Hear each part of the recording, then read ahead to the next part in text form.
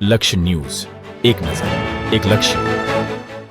સરકારના સ્વદેશી મેળાના ઉપક્રમેથી ઉદ્યોગ સાહસિક મહિલાઓને નવો અવસર મળ્યો.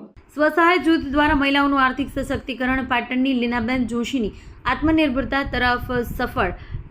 સરકારના મહિલાઓના આર્થિક સશક્તિકરણ માટે લેવામાં આવતા પ્રયાસો આજે અનેક પરિવારોના જીવનમાં સકારાત્મક પરિવર્તન લાવી રહ્યા છે. આવી જ એક પ્રેરણાદાયી ગાથા છે પાટણના લીનાબેન જોશીની, કે જેઓ સદભાવ સ્વસહાય જૂથ ગૃહ ઉદ્યોગ દ્વારા આત્મનિર્ભર બનવાની સફર કરી રહી છે. લીનાબેન ઘરે વિવિધ પ્રકારના ફરસાણ, સેવપુરી, સ્વાદિષ્ટ નાસ્તો બનાવે છે. શરૂઆતમાં તેમણે પોતાના ઉત્પાદન માટે યોગ્ય બજાર અને પ્લેટફોર્મ મળતું ન હતું, જેને કારણે મહેનત છતાં આવક મર્યાદિત રહેતી હતી. ત્યારે નગરપાલિકા અને સરકાર દ્વારા આયોજિત સ્વદેશી મેળાએ તેમને નવી તક આપી.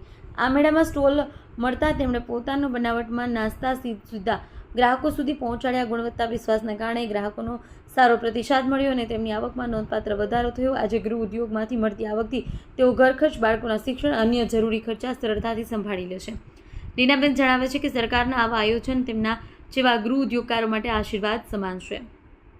રિપોર્ટર દિલીપસિંહ જાડેજા, શંખેશ્વર, પાટણ. જય શ્રી કૃષ્ણ. મારું નામ લીનાબેન જોશી છે. હું આ બધા જ નાસ્તા ઘરેથી બનાવું છું, ગૃહ ઉદ્યોગના.